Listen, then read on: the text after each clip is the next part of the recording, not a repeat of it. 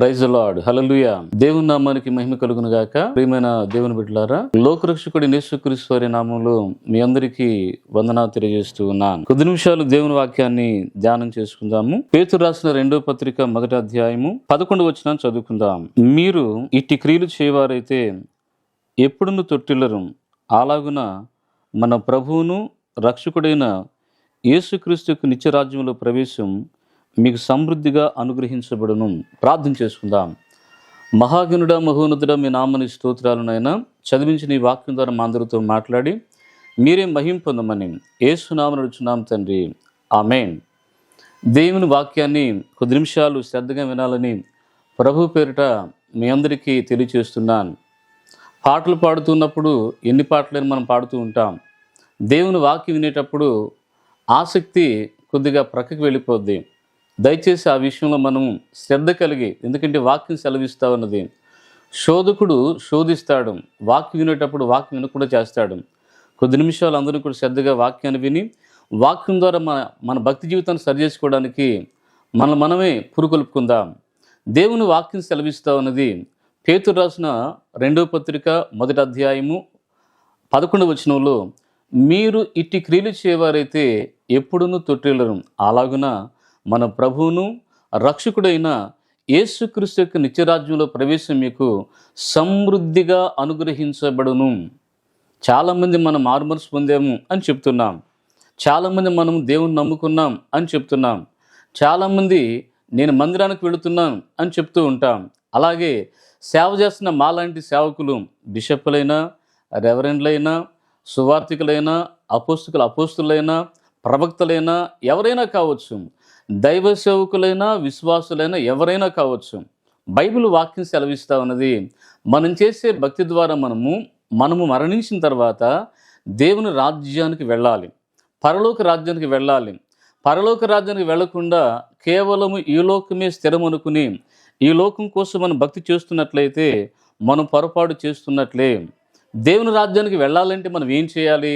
ఈరోజు మనం నేర్చుకోవాల్సిన సత్యం. దేవుని రాజ్యానికి వెళ్ళాలి అంటే మనం ఏం చేయాలి? మనం చెప్తూ ఉంటాం. ఏమనంటే అపోస్తలుల కార్యాలు 2వ అధ్యాయం 38వ వచనంలో రాయబడి ఉంటుంది. పేతురు, మీరు మారుమనసు పొంది పాప క్షమాపణ నిమిత్తము ప్రతివాడును యేసుక్రీస్తు నామమున బాప్తిసం పొందుడి, అప్పుడు మీరు పరిశుద్ధాత్మ వరాన్ని పొందుకుంటారు అని లేఖనం రాయబడి ఉంది.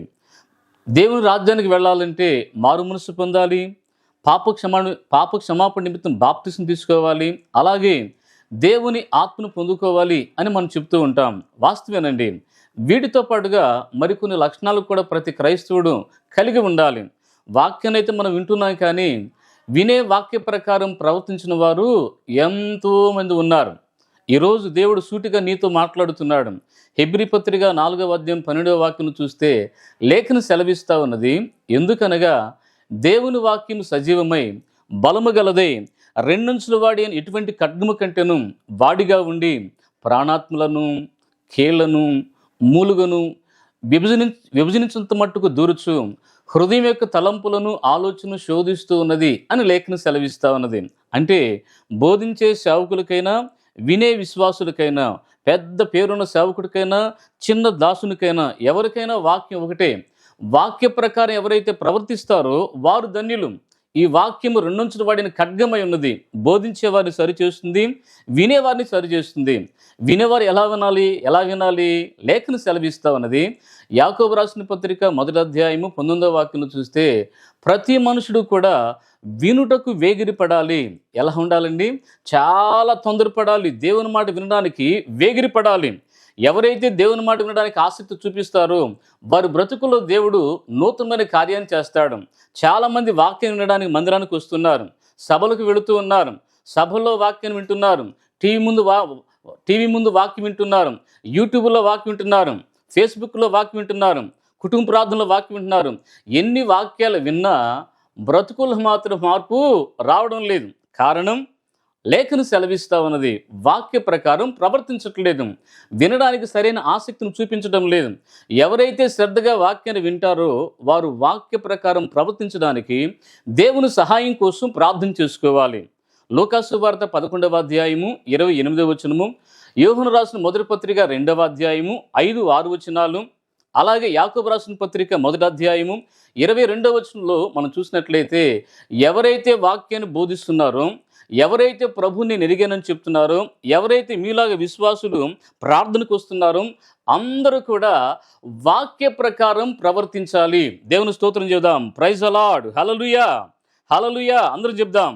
దేవుని వాక్య ప్రకారం ప్రవర్తించకుండా ఎన్ని కానుకలు ఇచ్చినా, ఎంత పేరున్నటువంటి సేవకులైనా, ఎంతమంది సంఘం ఉన్నా, ఎన్ని పాటలు నీకు వచ్చినా, ఎటువంటి బహుమానాలు నీకు వచ్చినా ఏమాత్రం ప్రయోజనం లేనే లేదు. ఈ లోకంలో జీవించే ప్రతి మనిషి కూడా అర్థం చేసుకోవాలి. మనుషుని ఆయుష్కాలం 75 సంవత్సరాలు, అధిక బలం ఉన్న ఎడల 80 సంవత్సరాలు. ఏదో ఒక రోజున ఈ లోకాన్ని విడిచిపెట్టి వెళ్ళిపోవలసిందే. హెబ్రీ పత్రిక 9వ అధ్యాయము 27వ వచనంలో ఆ మాట రాసుంటుంది. మనుషులు ఒక్కసారి మృతి పొందవలను, అటు తర్వాత తీర్పు జరుగును. అందరు మరణిస్తారు.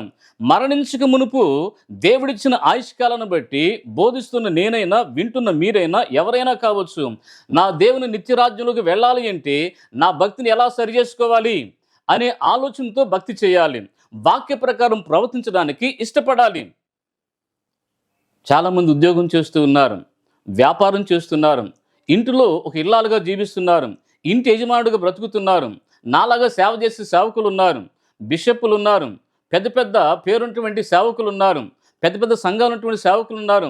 అందరి ఉద్దేశము దేవుని రాజ్యానికి వెళ్ళాలని. దేవుని స్తోత్రం చెబుదాం. Praise the lord. హల్లెలూయా. దేవుని రాజ్యానికి వెళ్ళాలి అంటే బైబిల్ వాక్యం సెలవిస్తా ఉన్నది, మీరు ఇట్టి క్రియలు చేయవారైతే ఎప్పుడునూ తొట్టిల్లరు. అలాగున మన ప్రభువును రక్షకుడునైన యేసుక్రీస్తు యొక్క నిత్యరాజ్యములో ప్రవేశం మీకు సమృద్ధిగా అనుగ్రహించబడును. దేవుని రాజ్యములో ప్రవేశం సమృద్ధిగా అనుగ్రహించబడాలి అంటే ప్రతి వ్యక్తి కూడా కొన్ని శ్రేష్టమైన లక్షణాలు కలిగి ఉండాలి. ఇక్కడ పేతురు గారు రాస్తున్నాడు, 4వ వాక్యం చూస్తే అంటాడు, ఆ మహిమా గుణాశములను బట్టి దేవుడు మనకు అమూల్యములను అత్యధికమైన వాగ్దానములను అనుగ్రహించి ఉన్నాడు. 5వ వచనంలో బైబిల్ వాక్యం సెలవిస్తా ఉన్నది, ఆ హేతు చేతుని మీ మట్టుకు మీరు పూర్ణ జాగ్రత్త గలవారై. అంటే ఈ దినాలలో చాలామంది విశ్వాసులు ఎలా ఉన్నారంటే ఎప్పుడు కూడా ఇతర సంఘాలను ఉద్దేశించి మాట్లాడుతూ ఉంటారు. వేరే మందిరానికి వెళ్ళేటువంటి విశ్వాసం గురించి తప్పుగా మాట్లాడుతూ ఉంటారు. ప్రక్క వింటున్నటువంటి విశ్వాసం గురించి తప్పు మాట్లాడుతూ ఉంటారు. మన మందిరానికి వచ్చే పాస్టర్ గారు పవిత్రుడు, వేరే మందిరాన్ని చూసి దైవ సేవకుడు మంచివాడు కాదని దుష్ప్రచారం చేసే విశ్వాసులు ఎంతోమంది ఉన్నారు. లేఖనం సెలవిస్తూ ఉన్నది, మీ మట్టుకు మీరు పూర్ణ జాగ్రత్త గలవారై. నీ మట్టుకు నువ్వు జాగ్రత్త కలిగి ఉండాలి. చాలామంది ఆలోచన, నాలో ఏ లోపము లేదు, ఏ పొరపాటు లేదు అని అనుకుంటూ ఉన్నారు.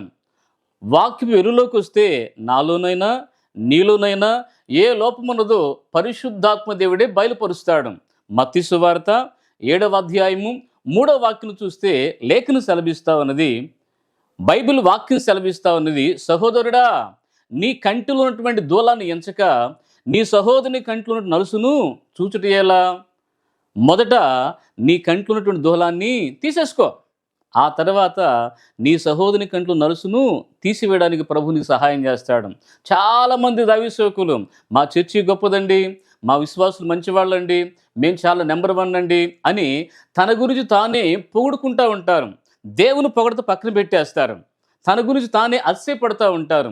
లేఖను సెలవిస్తూ ఉన్నది, 2వ కొరింథీ పత్రిక 10వ అధ్యాయం 17వ వాక్యం చూస్తే బైబిల్ వాక్యం సెలవిస్తూ ఉన్నది, అతిశయించువాడు ప్రభువునందే అతిశయింపవలను. ప్రభు మెచ్చుకున్నవాడు యోగుడు కానీ తన్ను తానే మెచ్చుకున్నవాడు యోగుడు కాదు. ఈ దినాల్లో విశ్వాసులు పాటకు టైం ఇవ్వలేదు అనుకో, అమ్మ మీరెవరు బాధపడిపోకండి, పాటకు టైం ఇవ్వలేదు అనుకో, ఈ పాస్టర్ గారు కాకపోతే ఇంకో పాస్టర్ గారు ఉన్నాడు, ఈ సంఘం కాబట్టి మన ప్రక్కన ఇంకో సంఘం ఉంది, ఎన్నో సంఘాలు ఉన్నాయి, నాకు టైం ఇవ్వడా పాస్టర్ గారు అని చెప్పేసి జంపు చేసి విశ్వాసులు ఎంతమంది లేరండి. ఎవరైనా అయ్యగారిని వాక్యానికి ఆహ్వానించారు అనుకో, అయ్యగారు మనం పొగడాలి, అయ్యగారు నెంబర్ 1 ప్రసంగులు అయ్యగారు అంటే అయ్యగారు చాలా సంతోషిస్తారు. అంటే అయ్యగారిని ఎవరు విమర్శించాలని కాదు, కానీ అయ్యగారులైనా విశ్వాసులైనా ఎవరైనా కావచ్చు, బైబిల్ వాక్యం సెలవిస్తూ ఉన్నది, తన్ను తాను తగ్గించుకున్నవాడు హెచ్చించబడును, తను తాను హెచ్చించుకున్నవాడు తగ్గించబడును. ఎవరి గురించి మనము ఎవరి నామాన్ని గొప్ప చేయాలి అంటే గలతీ పత్రిక 6వ అధ్యాయం 14వ వాక్యం చూస్తే బైబిల్ వాక్యం సెలవిస్తా ఉన్నది, అతిశయించే వ్యక్తి కేవలము యేసుక్రీస్తు సిలువ యందే అతిశయపడాలి. దేవుని స్తోత్రం చెప్దాం. ప్రైజ్ ద లార్డ్, హల్లెలూయా. నువ్వు కానుకిచ్చే వ్యక్తివైనా, పరిచర్య చేసే వ్యక్తివైనా, వాక్యాన్ని బోధించే వ్యక్తివైనా, అందరికంటే ఘనమైన కార్యాలు ఎన్ని చేస్తున్నప్పటికీ కూడా యేసుక్రీస్తు సిలువ యందే అతిశయపడాలి. ఇర్మీయా గ్రంథం 9వ అధ్యాయము 23, 24 వాక్యాలు చూస్తే లేఖనం సెలవిస్తా ఉన్నది, మనం ఎవరిని బట్టి అతిశయపడాలంటే భూమి మీద నీ మీద నా మీద కృప చూపించినటువంటి దేవుని బట్టి అతిశయపడాలి. జ్ఞాని తన జ్ఞానాన్ని బట్టి, శూరుడు తన శౌర్యాన్ని బట్టి, బలవంతుడు తన బలాన్ని బట్టి అతిశయింపకూడదు. అతిశయించేవా? నెబుకద్నెజరు జీవితంలో దేవుడు అద్భుతం చేశాడు. ఏం చేశాడు? ఈ మహాపట్టణం నేనే కట్టించాను అనుకున్నాడు. వెంటనే ఆ గడియలోని దేవుడు అతని గర్వాన్ని దించే రీతిగా అడవిలోకి పంపించేశాడు. ఈ వాక్యాలే మనకు తెలుసు, అయినా అతిశయపడుతూనే ఉంటాం. నా ప్రసంగం మీరు విన్నారా? నా వాక్యం మీరు విన్నారా? నెంబర్ 1 వాక్యం అని నెంబర్ 1 వాక్యం కరెక్టే, కానీ నీ జీవితంలో ఆ వాక్యాన్ని గైకుంటున్నావా?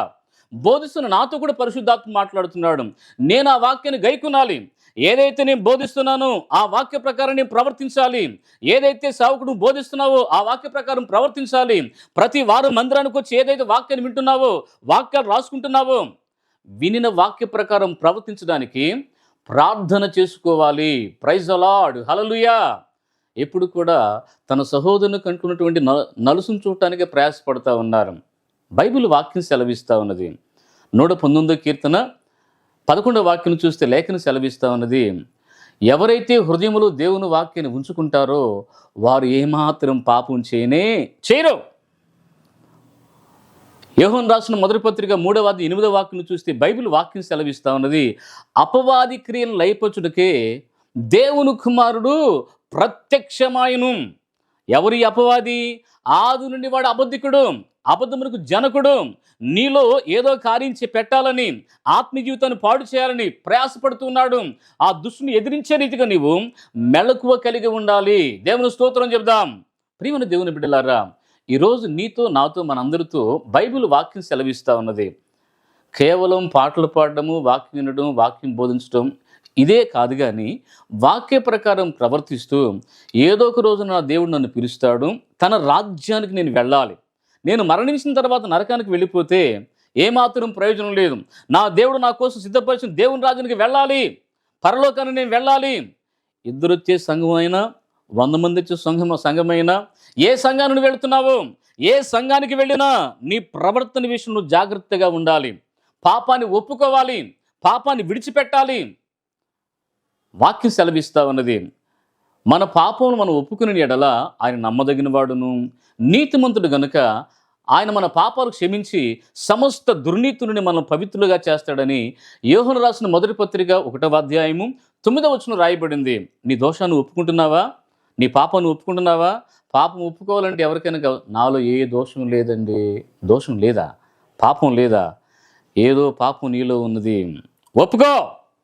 ఒప్పుకో. అంత మాత్రమే కాదు, ఆ పాపాన్ని, దోషాన్ని ఒప్పుకుంటేనే నిత్య రాజ్యంలో ప్రవేశం నీకు సమృద్ధిగా అనుగ్రహించబడుతుంది. ఆ హేతు చేతనే మీ మట్టుకు మీరు పూర్ణ జాగ్రత్త గలవారై అంటూ అక్కడ అంటాడు స్టార్టింగ్, మీ విశ్వాసమందు సద్గుణము. నువ్వు భక్తి చేస్తున్నావు కదా, ప్రభు దగ్గరికి వచ్చిన అందరికీ ఏముండాలంటే విశ్వాసం ఉండాలి. హెబ్రీ పత్రిక 11వ అధ్యాయం 6వ వాక్యం చూస్తే లేఖనం సెలవిస్తా ఉన్నది, విశ్వాసము లేకుండా దేవునికి ఇష్టుడై ఉంటే అసాధ్యము. దేవుని వద్దకు వచ్చేవారు ఆయన ఉన్నాడనియు, తను వెదుకు వారికి ఫలము దయచేవాడనియు నమ్మవలనే కదా. ఈ దినాల్లో చాలా మంది కూడా వస్తున్నారు మందిరానికి. అయ్యగారు చీరేస్తారా, క్రిస్మస్ పండుగ వస్తుంది. అయ్యగారు బెడ్షీట్ ఇస్తాడా, క్రిస్మస్ పండుగ వస్తుంది. అయ్యగారు బట్టలు పెడతాడా అంటే ఏదో ఆశించి వచ్చేవారు అందరని చెప్పట్లేదండి నేను. కొంతమంది అదే ఆలోచనతో వస్తూ ఉన్నారు. బైబిల్ వాక్యం సెలవిస్తూ ఉన్నది. యోహాను సువార్త 6వ అధ్యాయము 27వ వాక్యం చూస్తే లేఖనం సెలవిస్తూ ఉన్నది, క్షయమను ఆహారం కొరకు మీరు కష్టపడవద్దు. చాలామంది ఆలోచన ఈ పూట గడిస్తే అయిపోద్ది అనుకుంటున్నారు. ఈ రోజు తింటే సరిపోద్ది, జీవితం అయిపోద్దండి. చెప్పాలి, అయిపోద్దా అమ్మ నువ్వు చెప్పే? లేదండి. చాలామంది ఆలోచన ఈ రోజు బ్రతికితే చాలని. కాదు. దేవుడు కృప చూపించకపోతే ఈ రోజైనా లేదు ఇంకొక 100 సంవత్సరాలైనా మనం జీవించలేం. గత కాలమంతయు కాపాడిన దేవుడు భవిష్యత్ కాలంలో కూడా నీకు నీ కుటుంబానికి దేవుడు తోడుగా ఉంటాడు. అయితే నువ్వు చేయవలసిన పని ఏమిటంటే దేవుని యందు విశ్వాసం ఉంచాలి. ఆ విశ్వాసం ఎలా ఉండాలి? విశ్వాసమందు సద్గుణం. ఆదికాండము 22వ అధ్యాయము 5వ వాక్యం చూస్తే విశ్వాసులకు తండ్రి అయిన అబ్రహాము తన కుమారుడైన ఇస్సాకును తీసుకుని బయలుదేరతా ఉన్నాడు. ఎవరండి ఈయన? అబ్రహాము. దేవుడు అంటున్నాడు, అబ్రహామా, నీవు ప్రేమించున్న నీ ఒక్కడైన నీ కుమారుని నేను చూపించు మోరియా పర్వతం మీద నాకు బలిగా అర్పించు. ఎందుకంటే నువ్వు బాగా ప్రేమిస్తున్నావు. ఎవరిని? కొడుకుని. ఈ దినాల్లో చాలామంది కుమార్తెలనైనా కుమారుడైనా పాడు చేసేది ఎవరండి? అమ్మ మీరెవరు బాధపడిపోకండి, తల్లులే. నిజమండి. తండ్రి గద్దె ఏయ్ అని తండ్రి అన్నాడు అనుకో, ఏమంటారు తల్లులు? నీకు ఇదే పనా ఎప్పుడు పిల్లోని గద్దిస్తూ ఉంటావు, ఎప్పుడు కూతురుని తిడతా ఉంటావు అని ఆటంకపరిచే తల్లులు ఎంతమంది లేరండి? ఉన్నారా లేరా? బైబిల్ వాక్యం సెలవిస్తూ ఉన్నది, బాలుడు నడవవలసిన త్రోవ వానికి నేర్పుము, పెద్దవాడైనప్పుడు వాడు దాని నుండి తొలగిపోడు. భక్తిలో ఉన్నాడు విశ్వాసుల తండ్రి. కుమారుని ప్రేమించే మాట వాస్తవమే, అయితే దేవుని కంటే ఎక్కువ మాత్రము కానే కాదు. ఈ రోజున ప్రభు నీతో కూడా మాట్లాడుతున్నాడు. నువ్వెవరిని ప్రేమిస్తున్నావు? ఇంటినా, బట్టలనా, బంగారాన్నా, పిల్లలనా, ఉద్యోగాన్నా, వ్యాపారాన్నా, పదవినా? దేని నువ్వు ప్రేమిస్తున్నావు? ఒకసారి ఆలోచించే. దేనినైతే నువ్వు ప్రేమిస్తున్నావు దానిని దేవుడు నీ నుండి దూరపరచుకు మునిపే దేవుని నువ్వు ప్రేమించిన అలవాటు చేసుకో. దేవుని స్తోత్రం చెబుదాం. Praise the lord, hallelujah. Bible వాక్యం సెలవిస్తూ ఉన్నది, దేవుడు లోకమును ఎంతో ప్రేమించను. ఆయన మనల్ని ప్రేమించాడు కాబట్టి బైబిల్ లేఖను సెలవిస్తూ ఉన్నది, నీ పూర్ణ హృదయముతోనూ, నీ పూర్ణ ఆత్మతోనూ, నీ పూర్ణ బలముతోనూ నీవు నీ దేవుడిని యెహోవాని ప్రేమించాలి. నిజంగా నువ్వు ప్రేమిస్తున్నావా? ప్రేమిస్తే దేవుని స్తోత్రం. ప్రేమించకుండా ఉన్నట్లయితే ఈ రోజే నువ్వు తీర్మానం చేసుకోవాలి, ప్రభువా నన్ను క్షమించు నాయనా, అన్నిటిని నేను గౌరవిస్తూ ఉన్నాను, అన్నిటిని నేను ప్రేమిస్తున్నాను, నా దేహాన్ని నేను ప్రేమించుకుంటున్నాను, నా ఇంటి వారిని నేను ప్రేమిస్తున్నాను, నా బంధువుని ప్రేమిస్తున్నాను, నా ఆస్తిని నేను ప్రేమిస్తూ ఉన్నాను, ఆ విద్యను నేను ప్రేమిస్తున్నాను, అన్నిటిని నేను ప్రేమిస్తున్నాను ప్రభువా. వాటన్నిటి తర్వాతే నీ వైపు నేను చూస్తున్నాను, దయతో నన్ను క్షమించు ప్రభువా అని పాపాన్ని ఒప్పుకో. విశ్వాసమందు సద్గుణం కలిగినటువంటి అబ్రహాము దేవుని మాటకు లోబడ్డాడు. అంతే. ఏం చేశాడండి? లోబడ్డాడు. ఇస్సాకు దేవుని పెంపకంలో పెరిగాడండి. ఇస్సాకు తన్నాలంటే తండ్రి తనలేడండి? తనలేడా? చెప్పమ్మా. తంతాడంతే. ఆయనను విధేయుడిగా ఉన్నాడు. నానా చాలా చక్కగా 2 పనివారిని తీసుకున్నావు, గాడిదని తీసుకున్నావు, గాడిది గంత కట్టావు, బయలుదేరావు, పుల్లల మోపు నా ఎత్తి మీద పెట్టావు, కానీ వధించడానికి అసలు గొర్రెపిల్ల లేది? నానా దేవుడే చూసుకుంటాడు, యెహోవా ఇరే ఆయనే చూసుకుంటాడు. అలా విధేయుడిగా నడిచి వెళ్ళిపోతూ ఉన్నాడండి. ఎవరండి? ఇస్సాకు.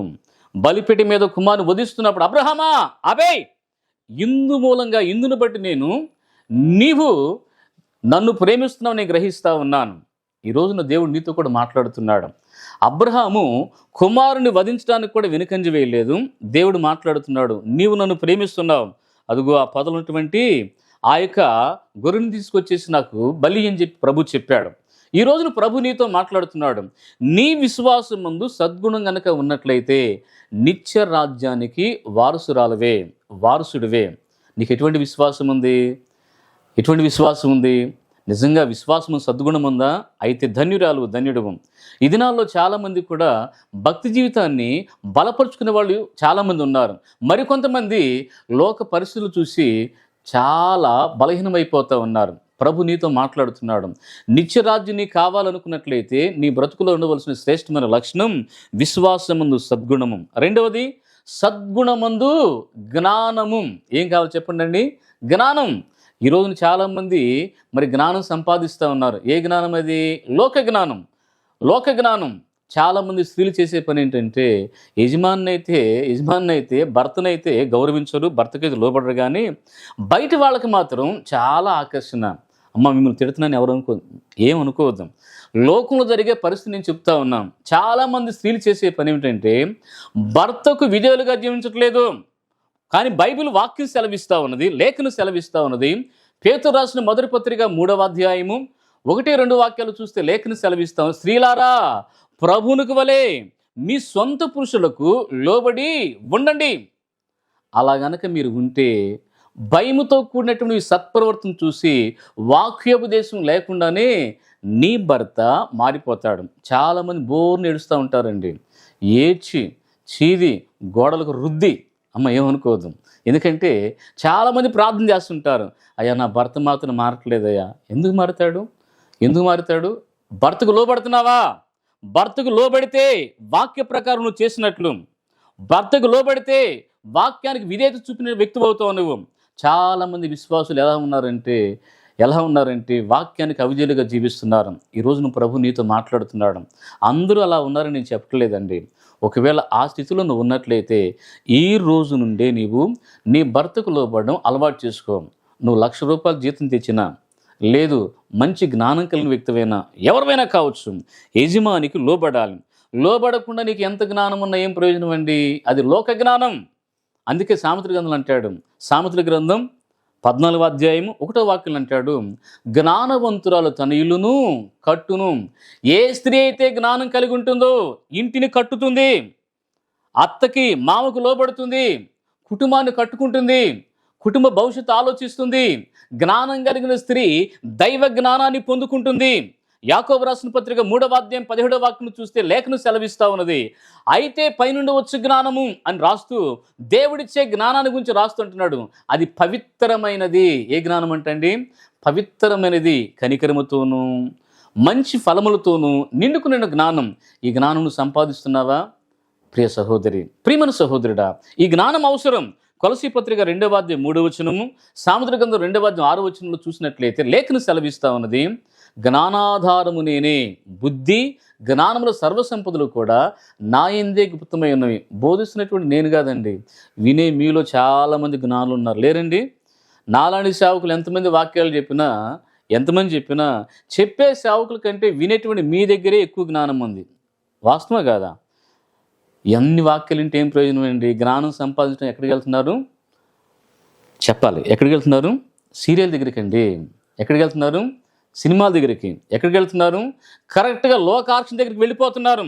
ఎవరైతే లోకాన్ని ప్రేమిస్తూ ఉంటారో వారు తప్పకుండా పాపంలో పడిపోతారండి. దయచేసి ఇక నుండి మానాలి, ఇక నుండి వాటిని మానివేయాలి. మానివేసి దేవుడిచ్చే జ్ఞానం కోసం నువ్వు ప్రార్థన చేసుకోవాలి. నీకెంత అందమున్నా, లోకంలో ఎంత పలుకుబడి ఉన్నా, దేవుడిచ్చే జ్ఞానం లేకపోతే ఏమాత్రం ప్రయోజనం లేనే లేదు. బైబిల్ వాక్యం సెలవిస్తూ ఉన్నది. యోసేపు జీవితంలో మనం చూసినట్లయితే యోసేపును అన్నలు కొట్టారండి, గుంటలో పడేశారండి, మిద్యానీయులకు అమ్మేశారు, మిద్యానీయులు పొతిఫర్కి అమ్మేశారు. పొతిఫర్ ఇంట్లో కూడా ఎన్నో వేదనలు. ఎవరికి? యోసేపుకి. పొతిఫర్ భార్య కూడా ఆ యేసు మీద కన్ను వేసింది. ఏమాత్రం కూడా పాపానికి ఒప్పుకోలేదు. అక్కడ నుండి దూరంగా పారిపోయినట్లుగా ఆదికాండం 39వ అధ్యాయం 12వ వచనం రాయబడి ఉంది. ఆ వస్త్రాన్ని ఆమె చేతులు వదిలివేసి దూరంగా పారిపోయాడు. మెల్లిగా వెళ్ళాడా? నిదానంగా వెళ్ళాడా? పారిపోయాడు. బైబిల్ వాక్యం సెలవిస్తూ ఉన్నది. జ్ఞానంగా ప్రవర్తించిన యోసేపు విషయంలో దేవుడు ఐగుప్తు దేశంలో 2వ రాజుగా నియమితుడు అయిపోయాడండి. దేవుడు చేశాడు. అద్భుతం జరిగింది. దేవుని స్తోత్రం చెప్పండి. ప్రైజ్ ద లార్డ్, హల్లెలూయా. ఏ అన్నలైతే ద్వేషించారో అదే అన్నలను ప్రేమించడం మొదలుపెట్టాడు. దేవుని స్తోత్రం చెప్పండి. ప్రియ సహోదరి, ఈ దినాల్లో చాలామంది అన్నదమ్ములు ఆస్తుల దగ్గర కొట్టుకోవట్లేదండి, అక్క చెల్లు తిట్టుకోవట్లేదండి. ఆస్తి కోసం అమ్మని తీసుకెళ్ళి కిడ్నాప్ చేశాడండి. ఈ మధ్య చూశాను నేను. ఏం చేశాడండి? ఆస్తి కోసం తల్లిని తీసుకెళ్ళి కిడ్నాప్ చేసి రూములు పెట్టేశాడు బ్రదరు. ఎవరో మరి తెలియదు. ఇటువంటి వాళ్ళు ఎంతమంది లోకంలో లేరండి? ఉన్నారా లేరా? కన్న తల్లి తన సౌందర్యాన్ని పోగొట్టుకుని, తన అందాన్ని పోగొట్టుకుని కుమార్తెకు తన జీవనం మొత్తం కూడా దారిపోస్తూ ఉంది. తన యొక్క అందాన్ని కూడా లెక్క చేయకుండా బిడ్డలను పోషిస్తూ ఉంటుందండి కన్న తల్లి. ఆ తల్లి విషయంలో ఎంతమంది జాగ్రత్తగా ఉండేవాళ్ళు? తండ్రి ఈ మధ్యకి రీసెంట్గా చాలా విషయాలు మనం చూస్తూ ఉన్నాం. తల్లికి తండ్రికి లోబడకుండా అవిధేయులుగా జీవించే పిల్లలు ఎంతమంది లేరండి? ఉన్నారా లేరా? తండ్రి గద్దించకూడదా? తల్లి గద్దించకూడదా? గద్దింపు ఎవరైతే వింటారో ఆ పిల్లలు గొప్పవాళ్ళు అవుతారండి. సామెతల గ్రంథము 29వ అధ్యాయము 17వ వాక్యం చూస్తే బైబిల్ వాక్యం సెలవిస్తూ ఉన్నది, ఏ తండ్రి అయితే కుమారుడిని శిక్షిస్తాడో ఆ కుమారుడంట తండ్రిని సంతోష పెడతాడంట. దేవుని స్తోత్రం చెప్పండి. ప్రైజ్ ద లార్డ్, హల్లెలూయా. నా కొడుకంటే నాకు చాలా ఇష్టమండి, నా కూతురంటే నాకు చాలా ఇష్టమండి, వాడిని సండే స్కూల్ నేను పంపించను, యూత్ మీటింగ్ నేను పంపించను, ప్రార్థన నేను తీసుకెళ్ళను అన్నాం అనుకో, అతను వివాహం చేస్తావు. వివాహం అయిన తర్వాత తన మనసు మారిపోద్ది, నిన్నే ఇంట్లో నుంచి బయట నెట్టేస్తాడు. కారణం భక్తి లేదు, భక్తి లేదు, జ్ఞానం లేదు. దైవ జ్ఞానం ఉండాలి అంటే తల్లిదండ్రులు ఇద్దరు కూడా పిల్లల కోసం ప్రార్థన చేయాలి. అలా ప్రార్థన చేస్తే ప్రభు అద్భుతం చేస్తాడు. అలా ప్రార్థన చేస్తే నువ్వు భక్తిలో ఉన్నావు కాబట్టి నీ పిల్లలు కూడా దైవ జ్ఞానాన్ని పొందుకుంటారు. దేవుని స్తోత్రం చెప్పండి. మొదటిది విశ్వాసమందు సద్గుణము, రెండో విషయం సద్గుణమందు జ్ఞానము, మూడోది జ్ఞానమునందు ఆశా నిగ్రహము. చెప్పాలి ఏంటండి? ఆశా నిగ్రహము, నిగ్రహ శక్తి. మొదటి తిమోతి పత్రిక 1:7 చూస్తే బైబిల్ వాక్యం సెలవిస్తా ఉన్నది, దేవుడు శక్తియు ప్రేమయు ఇంద్రియ నిగ్రహం గల ఆత్మనిచ్చినే కానీ పిరికితనం గల ఆత్మను ఇవ్వలేదు. ఏ మాత్రం కూడా భయపడాల్సిన అవసరం లేదు. దేవుడు నీకు నిగ్రహ శక్తిని అనుగ్రహించాడు. దేవుని ఆత్మ కోసం నువ్వు ప్రార్థన చేయాలి. లూకా సువార్త 11:13 చూసినట్లయితే బైబిల్ వాక్యం సెలవిస్తా ఉన్నది, పరలోకమందున్న మీ తండ్రి తన్ను అడుగువారికి పరిశుద్ధాత్మను ఎంతో నిశ్చయముగా అనుగ్రహించును. కష్టాలు ఎవరికి లేవండి? ఎవరికి లేవు చెప్పండి. అమ్మ నీకు లేవా? తమ్ముడు నీకు లేవా? అందరి కష్టాలు ఉన్నాయి. లేని వాళ్ళు ఎవరండి? ఎన్ని కష్టాలైనా ఎన్ని బాధలైనా దేవుని ఎదురు ఎలా ఉండాలండి? బైబిల్ వాక్యం సెలవిస్తుంది. యోబు గ్రంథం 1:1-2-3 చూస్తే లేఖనం సెలవిస్తూ ఉన్నది, ఊజు దేశంలో ఒక మనుషుడును, అతడు యథార్థవర్తనుడు, న్యాయవంతుడు, చెడుతనం అసహించుకుని యెహోవా యందు భయభక్తులు గలవాడు. దేవుని స్తోత్రం చెప్పండి. లేఖనం సెలవిస్తూ ఉన్నది, దేవుని యందు భయము భక్తి కలిగినటువంటి యోబు విషయంలో లేఖనం సెలవిస్తూ ఉన్నది, అతను సమస్తం ఒక్కరోజే పోయినా కానీ యెహోవా ఇచ్చెను, యెహోవా తీసుకునెను, యెహోవా నామమునకు స్తుతి కలుగునుగాక. ప్రైజ్ ద లార్డ్, హల్లెలూయా. ప్రియ సహోదరి సహోదరుడా, దయచేసి ఆలకిద్దాం. లేఖనం సెలవిస్తూ ఉన్నది, పరలోక రాజ్యం నేను వెళ్ళాలి అని ఆలోచించినట్లయితే విశ్వాసమందు సద్గుణము, సద్గుణమందు జ్ఞానము, జ్ఞానమందు ఆశా నిగ్రహము. నిగ్రహశక్తి చాలా ప్రాముఖ్యం. ఏ శోధనలో పడకుండా నువ్వు తప్పకుండా దేవుని ఆత్మ పొందుకోవాలి. ఏ శోధనలో పడిపోకుండా పరిశుద్ధాత్మ పొందుకోవాలి. చాలామంది కూడా దేవుని ఆత్మ అంటే ఏమాత్రం కూడా లెక్క చేయట్లేదు, పరిశుద్ధాత్మ అంటే ఏమాత్రం లెక్క చేయట్లేదు. బైబిల్ వాక్యం సెలవిస్తూ ఉన్నది, దేవుని ఆత్మని మీరు దుఃఖపరచవద్దు. దుఃఖపరిచేవా? నీ తలంపుల ద్వారా, నీ ఆలోచన ద్వారా, నీ మాట ద్వారా ఏ ఏ విషయాలైతే నువ్వు దుఃఖపరుస్తున్నావో ఆయా విషయాలు ఇప్పుడే పశ్చాత్తాపడాలి. పశ్చాత్తాపడితేనే ప్రభు నిన్ను బట్టి సంతోషిస్తాడు. నేనేదో గొప్ప ప్రసంగుడని కాదు, లేదు నువ్వేదో చిన్న వ్యక్తివని కాదు, నీవైనా నేనైనా మనమందరం కూడా ఆశా నిగ్రహం కలిగి ఉండాలి. విశ్వాసముందు సద్గుణము, సద్గుణమందు జ్ఞానము, జ్ఞానమునందు ఆశా నిగ్రహము, ఆశా నిగ్రహమునందు సహనము. ఏం కలిగి ఉండాలండి? సహనము. యోబు గారు అదే సహనం కలిగి ఉన్నాడు. సహనమునందు భక్తి. ఏం కలిగి ఉండాలండి? భక్తి కలిగి ఉండాలి. 2 తిమోతి పత్రిక 4:6 చూస్తే బైబిల్ వాక్యం సెలవిస్తా ఉన్నది, నేనిప్పుడే పానార్పణగా పోయబడుచున్నాను, నేను వెడలిపో కాలము సమీపమై ఉన్నది, నా విశ్వాసాన్ని కాపాడుకున్నాను, మంచి పోరాటం పోరాడాను, నా కొరకు దేవుడు నీతి కిరీటం ఉంచాడని పౌలు గారు చెప్తున్నాడు. ప్రియ సహోదరి, ప్రియ సహోదరుడా, ఇంకా ఎన్నాళ్ళు సహించుకో, దేవుడు అద్భుతం చేస్తాడు. సహనం కలిగి ఉండు, దేవుడు అద్భుతం చేస్తాడు. సహించినటువంటి అపోస్తలుడైన పౌలు జీవితంలో దేవుడు నీతి కిరీటాన్ని ఉంచాడండి.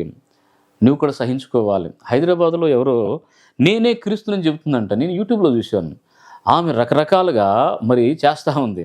అమ్మ వింటున్నారు? ఈ మాట వింటున్నారా? ఎంతమంది అండి దేవుని పేరు చెప్పి మోసం చేసేవాళ్ళు. ఈ మధ్య ఒక పాస్టర్ గారు వచ్చాడు. ఆయన అయితే పాస్టర్ గారులందరికీ సౌండ్ బాక్స్లు ఇచ్చాడు. పాస్టర్ గారు వైట్ అండ్ వైట్ బట్టలు పెట్టాడు.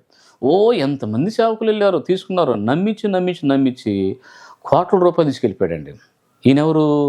దేవుని పేరు చెప్తున్నాడు కదండి, పేరు చెప్పను కానీ దేవుని పేరు చెప్తున్నాడు కదండి. ఎంత దారుణమండి.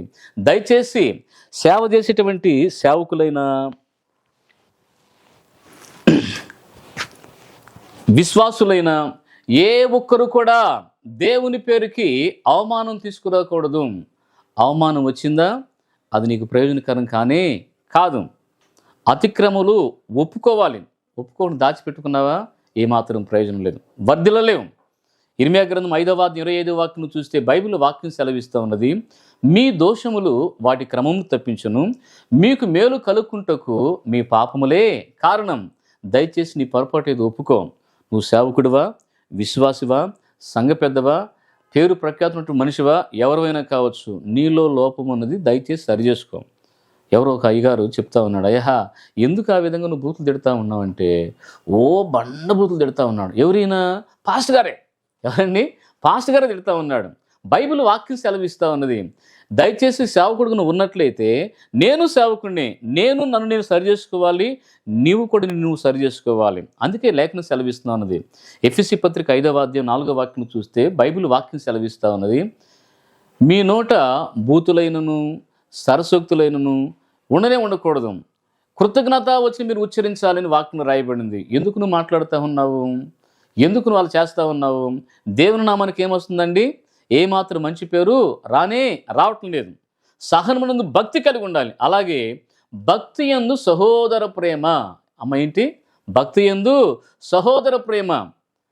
సహోదర ప్రేమ. ఈ దినాల సహోదర ప్రేమ ఉందండి. ఈ పాస్టర్ గారు అంటే ఆ పాస్టర్ గారు పడదాం, ఆ పాస్టర్ గారు అంటే ఆ పాస్టర్ గారు పడదాం, ఈ సంఘం అంటే ఆ సంఘాన్ని పడదాం, ఆ సంఘం అంటే ఆ సంఘాన్ని పడదాం. నిజమేనండి? సహోదర ప్రేమ ఉందా? లేనే లేదు. ఈ పాస్టర్ గారు వాక్యం బాగా చెప్పాడు అనుకో, తీసే. పాస్టర్ గారికి నేను జస్ట్ వాట్సాప్లో వాక్యం పంపించాను. ఏమన్నాడు తెలుసా? నాకు ఎప్పుడు కూడా వాక్యం పంపించొద్దు అన్నాడు. ఎవరు? ఆయన పాస్టర్ గారే. అన్న ఎందుకు? కారణం ఏంటంటే నాకు అవసరం లేదన్నాడు. తర్వాత ఆయనతో మాట్లాడుతున్నప్పుడు తను తానే పొగుడుకుంటా ఉన్నాడు. మరొక సేవను గురించి మాట్లాడుతూ ఉన్నప్పుడు ఏమాత్రం ఇష్టపడలేదు. తన విషయంలో మాట్లాడితేనే అంగీకరిస్తున్నాడు, కానీ మరొక సేవకుడు వాక్యం బాగా చెప్తాడంటే ఇష్టపడలేదు. ఇటువంటి సేవకులు ఎంతమంది లేరండి? ఉన్నారా లేదా? చెప్పండి, ఉన్నారా లేదా? అంటే సహోదర ప్రేమ లేదు. వాక్యం సెలవిస్తా ఉన్నది, నాకంటే నా సహోదరుడు, నాకంటే నా సహోదరి యోగ్యురాలను ఎంచుకోవాలి. అటువంటి విశ్వాసులు ఎంతమంది ఉన్నారు? అటువంటి సేవకులు ఎంతమంది ఉన్నారు? ఈరోజు ప్రభు నీతో మాట్లాడుతున్నాడు. దేవుని రాజ్యం కావాలి అని నువ్వు అనుకున్నట్లయితే సహోదర ప్రేమ కలిగి ఉండాలి. యోహాను రాసిన మొదటి పత్రిక 4వ అధ్యాయం 19-20 వాక్యాలు చూస్తే బైబిల్ వాక్యం సెలవిస్తూ ఉన్నది, నీ ఎదుట ఉన్నటువంటి నీ సహోదరుని ప్రేమించకపోతే కనబడిన దేవుని నువ్వు ఎలా ప్రేమించినట్లు? చాలామంది అంటూ ఉంటారు, నాకు నిజమండి చాలా ఇష్టం. అబద్ధాలు ఆపు. నీ ఎదుట ఉన్నటువంటి సహోదరుని నువ్వు ప్రేమించట్లేదు. కనిపించిన దేవుని ఎలా ప్రేమిస్తావు? నువ్వు ప్రేమిస్తావా? అబద్ధం చెబుతా ఉన్నావు. యోహాను రాసిన మొదటి పత్రిక 3వ అధ్యాయం 15వ వాక్యం చూస్తే బైబిల్ వాక్యం సెలవిస్తా ఉన్నది, తన సహోదరుని ద్వేషించువాడు నరహంతకుడు. ఎవరండి చెప్పండి? ఇప్పుడు ఈ నరహంతకులు దేవుని రాజ్యం ఉంటుందంటారా? బోధిస్తున్న నేనైనా వింటున్న మీరైనా, నేను బోధిస్తున్నా కదా నేను గొప్పవాడిని కాదండి. నన్ను నేను సరి చేసుకోవాలి, అలాగే నిన్ను నువ్వు సరి చేసుకోవాలి. విశ్వాసులు కూడా మిమ్మల్ని మీరు సరి చేసుకోవాలి. ఎందుకంటే బైబిల్ వాక్యం ఆ రీతిగా చెప్పబడి ఉన్నది, దేవుని వాక్యము రెండంచుల వాడైన ఖడ్గం. సహోదర ప్రేమ కలిగి ఉండాలి. ఆ తర్వాత అంటున్నాడు, సహోదర ప్రేమ యందు దయ ఏం కలిగి ఉండాలండి? దయ కలిగి ఉండాలి. ఈ దినాల్లో చాలామందికి అండి నేను బాగుంటే చాలు అని అనుకునేటువంటి విశ్వాసులు ఎంతమంది లేరండి? సేవకులు లేరండి. ఏ సేవకుడికి దయ కలిగి ఉంటాడో, ఏ విశ్వాసి దయ కలిగి ఉంటారో వారి శ్రేష్టమైన భక్తి చేసిన వారు. దేవుని స్తోత్రం చెప్పండి. Praise the lord. Hallelujah, hallelujah, hallelujah. ఎవరైతే దయ కలిగి ఉంటారో, ఎవరైతే దయ చూపిస్తారో వారే శ్రేష్టమైన భక్తి చేసినట్లు. యాకోబు రాసిన పత్రిక 1వ అధ్యాయం 27వ వాక్యం చూస్తే బైబిల్ వాక్యం సెలవిస్తా ఉన్నది, నిజమైన భక్తి అంట తండ్రి అయిన దేవుని ఎదుట పవిత్రమును నిష్కలంకమైన భక్తి ఎదనగా దిక్కులేని పిల్లలను, విధవరాండను వారి ఇబ్బందులు పరామర్శించుటయు, ఇహలోక మాలిన్యము అంటకుండా తన్ను తాను కాపాడుకున్నటయే. దేవుని స్తోత్రం చెప్పండి. Praise the Lord. ఇది శ్రేష్టమైన భక్తి. ప్రియ సహోదరి, ప్రియమైన సహోదరుడా, నేను వాక్యాన్ని ముగిస్తున్నాను. ఎంతోమంది సేవకులు వాక్యాలు చెప్తూ ఉన్నారు, కానీ మారినోళ్ళు ఎంతమంది ఉన్నారండి? ఎంతమంది సేవకులు వాక్యాన్ని బోధిస్తున్నారు, వినేవారు ఉన్నారు, కానీ బ్రతుకును మార్చుకునేవారు మాత్రం తక్కువైపోయారు. పరిశుద్ధాత్మ దేవుడు నీతోనే సూటిగా మాట్లాడుతూ ఉన్నాడు. దేవుని రాజ్యం నాకు కావాలి అని అనుకున్నట్లయితే విశ్వాసమందు సద్గుణము, సద్గుణమందు జ్ఞానము, జ్ఞానమునందు ఆశానిగ్రహము, ఆశానిగ్రహము సహనము, సహనందు భక్తి, భక్తి యందు సహోదర ప్రేమ, సహోదర ప్రేమ యందు దయ కలిగి ఉండాలి. అక్కడ అంటాడు, ఇవి మీకు కలిగి విస్తరించిన యెడల అవి మన ప్రభు అయిన యేసుక్రీస్తు యొక్క అనుభవ జ్ఞాన విషయంలో మిమ్ములను సోమరులైనను నిష్ఫలులైన కాకుండా చేయను. చాలామంది ఒక నెల ప్రార్థనకు వస్తారు, ఆగిపోతారు. సీజనల్ భక్తి, కొంతమంది మాలేసుకుంటారు, ఆ సీజన్లో దేవతలాగా ఉంటారు, దేవుళ్ళలాగా ఉంటారు. తర్వాత మళ్ళీ మామూలే బూతులు, మళ్ళీ డ్రింక్ మొత్తం మామూలు అయిపోద్ది. వాక్యం సెలవిస్తూ ఉన్నది, ఇవి ఎవరికి లేకపోను వాడు తన పూర్వ ఇవి మీకు కలిగి విస్తరించిన యెడల అవి మన ప్రభు అయిన యేసుక్రీస్తు యొక్క కాదండి, అక్కడ అంటాడు ఇవి మీకు కలిగి విస్తరించిన యెడల 9వ వాక్యం అంటాడు, ఏదైతే మనం ఈ 7 లక్షణాలు కలిగి ఉన్నామో ఇవి ఎవరికి లేకపోను వాడు తన పూర్వ పాపములకు శుద్ధీకరించి మర్చిపోయి తీసేరెవరు. ఒకసారి వాక్యం చదవండి. పేతురు రాసినటువంటి 2వ పత్రిక 1వ అధ్యాయము చదవండి, 9వ వచనం చూడండి. ఇవి ఎవనికి లేకపోయినో 8వ వచనం చూడండి. ఇవి మీకు కలిగి వినాలి, ఇవి మీకు కలిగి విస్తరించిన యెడల అవి మన ప్రభు అయిన యేసుక్రీస్తు యొక్క అనుభవ జ్ఞాన విషయంలో మిమ్ములను సోమరులైనను నిష్ఫలులైనను కాకుండా చేయును. నువ్వు సోమరిగా లేకుండా నిష్ఫలుగా ఉండకుండా ఉండాలి అంటే ఇవి కలిగి విస్తరించాలి. ఆమెన్ చెప్పండి, ఆమెన్. ఆ తర్వాత వాక్యం అంటున్నాడు, ఇవి ఎవరికి లేకపోను వాడు తన పూర్వ పాపములకు శుద్ధి కలిగినందుకు మర్చిపోయి గ్రుడ్డివాడును దూరదృష్టి లేని వాడైపోతాడు.